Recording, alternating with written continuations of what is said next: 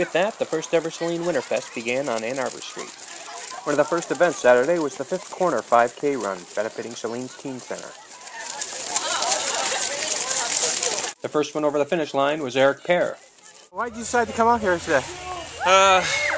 Derek Stern, who is helping put on the race, he told me about it, and my kids all run with the cross-country teams and been in the teen center here, so I thought it'd be a good thing to do. Well, was it nice to come out and finish first and finish ahead of your kids?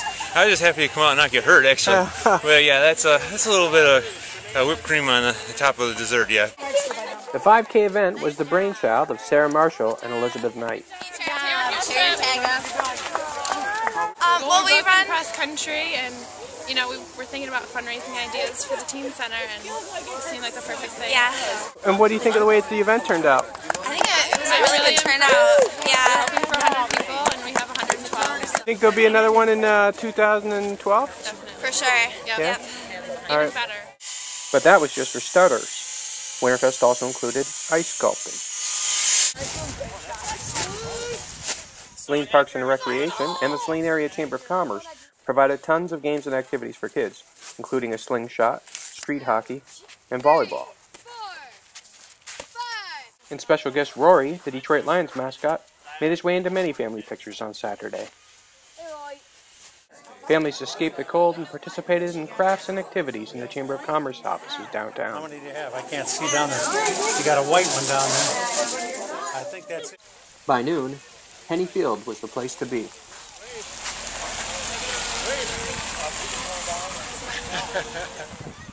Kids were being pulled on their sleds, and then they met friendly sled dogs. They had a lot of fun on the new ice rink at Henny Field. And then they watched 6 of Saline's talented skaters on the Ann Arbor Hawkettes synchronized skating team.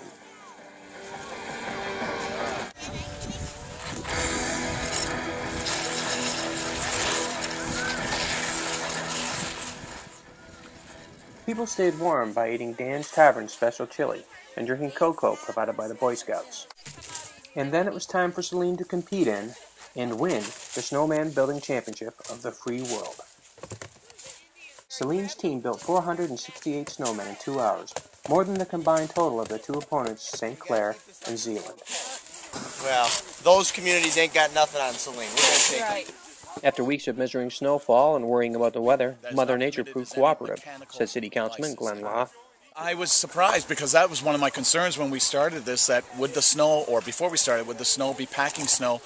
But, you know, Art Trap deserves a lot of the credit as well to, you know, helping us with getting the buckets and ensuring that the snow would be packed. The victory means that the trophy, Frosty, will soon make its way to Saline. The city will defend its title in 2012, during the second annual Saline Winterfest. Mayor Gretchen Driscoll said Winterfest was awesome. We've been talking about doing a winter activity for a number of years, so they spent a lot of time and used a big team of people and put together a great event that was wonderful for all ages. Downtown director Art Trapp, who organized much of the event, was pleased with Saline's first crack at a winter festival. Winterfest has exceeded my expectations. Just the whole event. I mean, it arrived from a little concept that City Council wanted a winter event, and we put it together, and it just kind of blowing my mind as to all the things that have happened and all the different events that, you know, have been people have responded to. The whole object was to get people out during the winter, and I think for the most part it has done that. You know, as for the first time we're doing it, it'll grow, and people will be more aware of what's going on and, you know, come and join us. We'll make some improvements, and there's definitely some things that have been suggested that I think we can do better and make it bigger for next time. If you were out of town Saturday and you want to know what happened, you might want to ask 12-year-old Boy Scout David Miller. I think it's pretty fun and stuff. It has a lot of activities around, in that you whenever you're done with one activity, there's always probably another one going on. So there's always something to do. And whenever you